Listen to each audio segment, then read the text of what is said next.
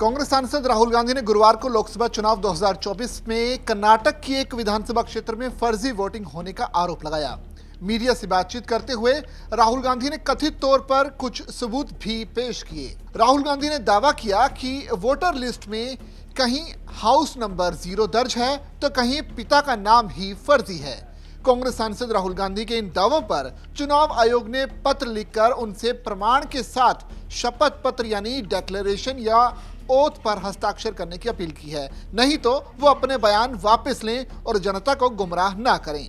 कर्नाटक के मुख्य निर्वाचन अधिकारी ने कांग्रेस सांसद और लोकसभा में नेता प्रतिपक्ष राहुल गांधी को एक पत्र लिखा है, जिसके मुताबिक उसमें अपात्र मतदाताओं के जुड़े और पात्र मतदाताओं के नाम हटाने के आरोप पर शपथ पत्र मांगा है।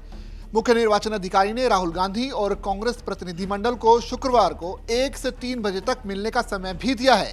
हालांकि राहुल गांधी ने कहा कि मैं लोगों से जो कहता हूं वही मेरा वचन है, इसे शपथ के रूप में लीजिए। ये उनका यानी चुनाव आयोग का डेटा है और हम उनका डेटा दिखा रहे हैं।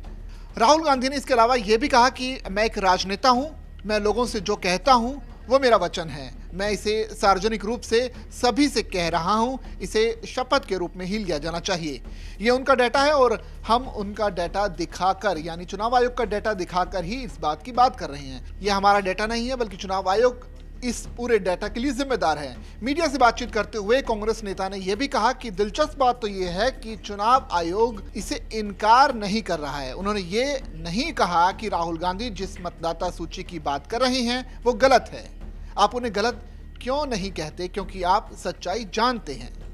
तो राहुल गांधी का कहीं ना कहीं ये कहना था साफ तौर पर कि जो डाटा था वो चुनाव आयोग का था, लिहाजा हम इस पर कुछ नहीं कह रहे, हमने बस अपनी जांच पड़ताल में जो चीज सामने पाई है वो सामने रख दी है। यानी कुल मिलाकर पहले तो राहुल गांधी ने आरोप लगाया और उसके बाद चुनाव आयोग ने इसका पलटकर जवाब दिया है। तो क्या इस शपथ पत्र के जरिए अब राहुल गांधी अब फंस गए हैं? इसका जवाब अब कांग्रेस पार्टी को और राहुल गांधी को देना होगा। I'm a politician. Okay? What I say to the people is my word. Right? I'm saying it publicly to everybody. Take it as an oath. This is their data, and we are displaying their data. This is not our data. This is Election Commission data.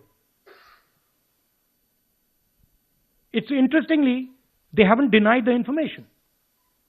They haven't said what the voter lists that Rahul Gandhi is talking about are wrong. They're saying, will you do it under oath? Why don't you say they're wrong? Because you know the truth. And you know that we know that you've done this across the country.